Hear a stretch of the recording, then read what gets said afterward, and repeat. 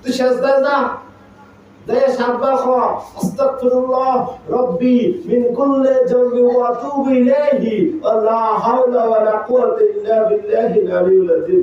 এবার মাথা ওঠা বুনিয়াতুত তালিবিন কিতাবের মধ্যে।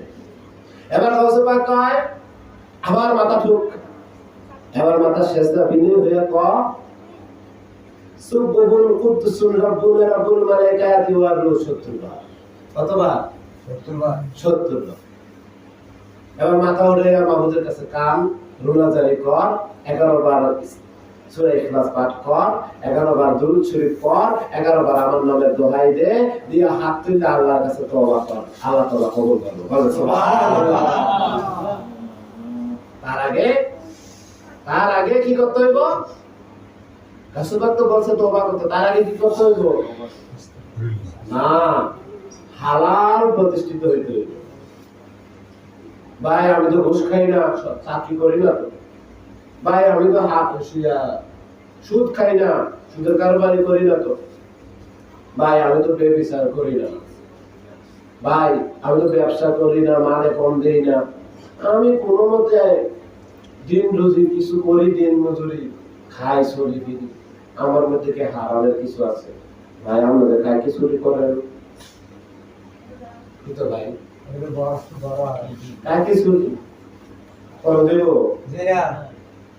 এই জন্য আমার সাবধান হইতে হইব।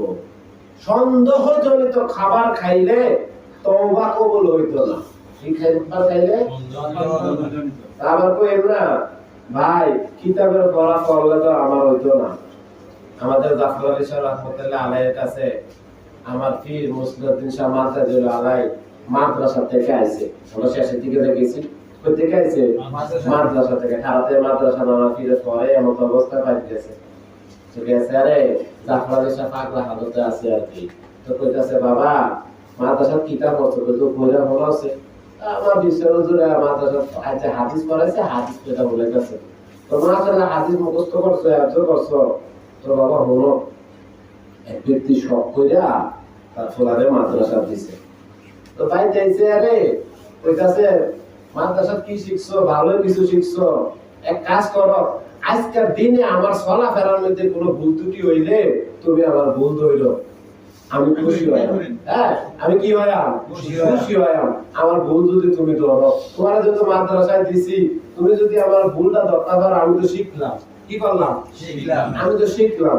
দেখ আবার ভাই তো খুশি, আমার পুত্র মাদ্রাসা পড়ে। তো বাড়ির পূর্ব দিকে আর উত্তর দিকে কবরস্থান। কোন দিকে? পূর্ব দিকে। পূর্ব দিকে, উত্তর দিকে কবরস্থান, দক্ষিণ দিকে মসজিদ, পশ্চিম দিকে কিতা আছে আমরা তো জানি সব। জানি না ইংরেজি ভাষা হক করে জানি নিও। আচ্ছা, এবার বাহে তো কইছে ফুতেরে তুই আমার ভুল ধরিস। কি ধরিস? ভুল ধরিস। তো তাহলে গেছে উত্তর দিকে ফিরে প্রস্তাব করতে। ফুতে কইতাছে আবার কবরস্থানে ফকির তো রক্ষা করতে না, কথাটা কত সুন্দর না হোক। তো বেটা গেছে আবার ফুট দিকে, ওই আমি তো কবরস্থান ফকির তো রক্ষা করবো না। এবার গেছে দক্ষিণ দিকে, তো তুমি মসজিদের ফকির তো রক্ষা করতে না।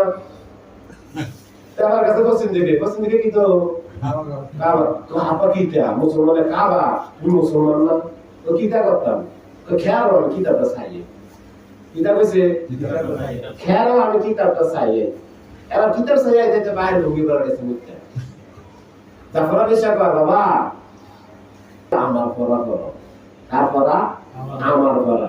রাসূলুল্লাহর বুনিয়াতুত তালিবিনের মধ্যে কইতাছে তুমি যত হাদিস আর মাসালা দিয়ে বাঁচার চেষ্টা করবা তা হইতো না।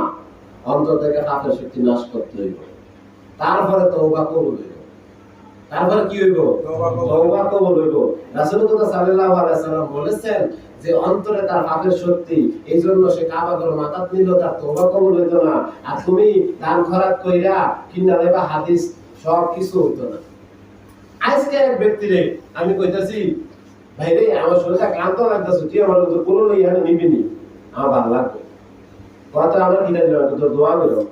না আমি দোয়া তো টিয়া দেবি না, আমি আমার 10,000 টিয়া দেন, আমি অকন মসজিদের মাদ্রাসা পাশে একটা মাদ্রাসা আছে, মাদ্রাসা টিয়া দেবো, একটা 2 খতম করার বলে আমরা দিব।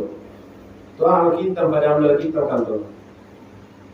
দোয়া কিনন যায়, কি করন যায়, কিনন যায়। এই হচ্ছে আমাদের আকীদা, এই হচ্ছে আমাদের আকীদা। কিন্তু না, দোয়া কিনা যায় না, দোয়া কি করা যায় না, কিনা যায় না। শোনেন, সাহাবীদের চরিত্রের মধ্যে কি ছিল? মহিলারা, সাহাবীদের মহিলারা দান করছেন একজন ধর্মগুরুকে। তখন বলতেন যে তুমি টাকাটা দেওয়ার পরে, দানটা দেওয়ার পরে উনি কি বলে ওটা হুবহু শুনে আমার কাছে বলবা। তুমি দানটা পাইয়ে সেটা দোয়া করলেন, আল্লাহ তার কল্যাণ করে। সে দিয়া আইয়া হুবহু মহিলার কাছে, সাহাবী মহিলার কাছে বললো যে আপনার দানটা দেওয়ার পর উনি বলছে আল্লাহ আপনার কল্যাণ করে। তিনি সাথে সাথে বলেন আল্লাহ ওনার কল্যাণ করে, আল্লাহ ওনার কল্যাণ করো। তদ্রূপ আমার দরজায় যদি কোনো ভিক্ষুক আসে আর আমি যদি তাকে কোনো কিছু দান করি, সে যদি দোয়া করে, ভিক্ষার বিনিময় হয়ে গেছে। কি হয়ে গেছে? বিনিময় হয়ে গেছে, ভিক্ষা সওয়াব পাওয়া যাবে না। ওই ভিক্ষুককে যে ভিক্ষা দিলাম, সে যে দোয়া করলো তাকে আমি আবার ওই দোয়া করে দিতে হবে। দোয়া বিনিময়, ভিক্ষা সওয়াব আলাদা।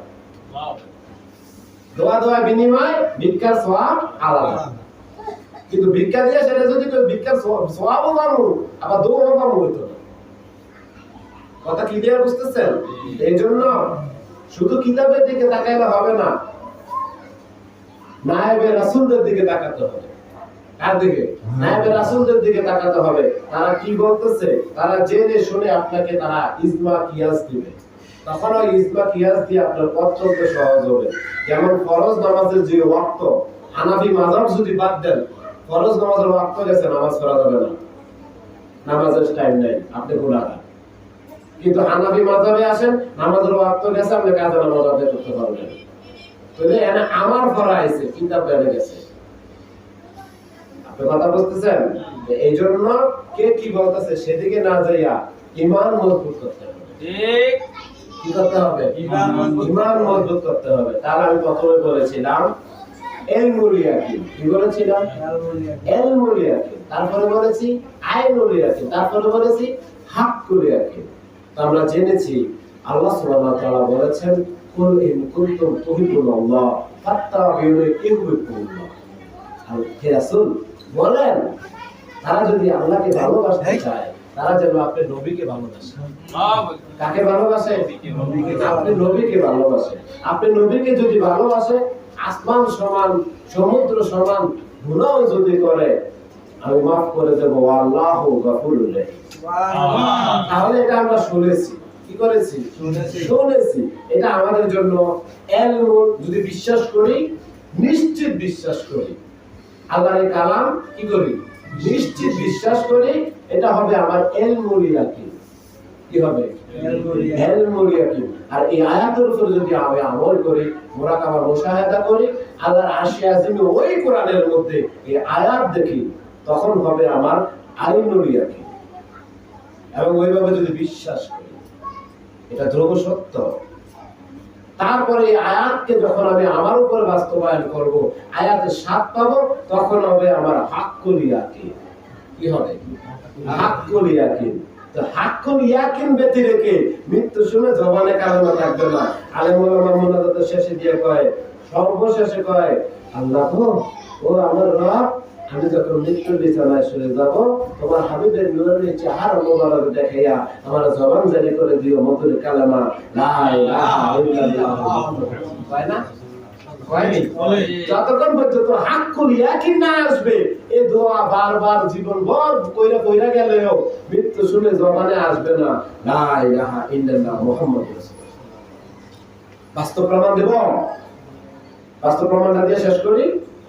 নামাজের তাফসীরের মধ্যে আসছে, নামাজের বর্ণনার মধ্যে আসছে, আল্লাহ রাসূল বলতেছে হাশরের ময়দানে বেনামাজিরে আল্লাহ ধরব। দুই রাকাত তুই ধর নামাজ পড়ছ, তা বেনামাজির বাবা আল্লাহ আমি কত নামাজ পড়ছি, জীবনে নামাজ কাজা করছি না, বেনামাজি আল্লাহর লগে মিশালটা করব। আল্লাহ কোজরে ফয়দা দেখা, সে যখন রুকুতে যাইতেছে তার শরীর বরফের মতো শক্ত হয়ে থাকবে। কিসের মতো? বরফের মতো শক্ত হয়ে থাকবে। সে যখন সেজদা যাইতেছে বরফের মতো শক্ত হয়ে থাকবো। সে বলবে আল্লাহ আমি এমনি কত নামাজ পড়ছি, অহন তো শরীর আমার পক্ষে নেই। আল্লাহ বলবে ঠিক আছে, খেয়াল রাখ, একটা নামাজের ডেকে আনবা, এটা তো তুই নামাজ পড়ে দেয়া। এত কত সুন্দর রুকু দেবো, সেজদা দেবো, কিন্তু বেনামাজি পারে না। তদ্রূপ সারা জীবন ভর করব, মৃত্যু শুনে জবান জারি করে দিও লা ইলাহা ইল্লাল্লাহ মুহাম্মাদুর রাসূলুল্লাহ। মৃত্যু শুনে জবান তার বড় হইয়া কাজ করিয়া থাকবো, আইতো না জবান দিয়া লা ইলাহা ইল্লাল্লাহ মুহাম্মাদুর রাসূলুল্লাহ। কারণ জীবনভর করছে দুশমনী রাসূলের লগে, তার জবানে কেমনে লা ইলাহা ইল্লাল্লাহ। তো ধরেন এখন আমি আহলে সুন্নাত ওয়াল জামাত, আমার বাপ আহলে সুন্নাত ওয়াল জামাত, দাদা আহলে সুন্নাত ওয়াল জামাত, আমরা পুরো পরিবার আহলে সুন্নাত ওয়াল জামাত, আমরা মাজার জিয়ারত করি উদাহরণস্বরূপ, কিন্তু হালালে প্রতিষ্ঠিত লা ইলাহা ইল্লাল্লাহ আল্লাহ ছাড়া কোনো মাবুদ নেই এর মধ্যে প্রতিষ্ঠিত না। তো আমার মৃত্যু শুনে জবানে কেন লা ইলাহা ইল্লাল্লাহ আসবে?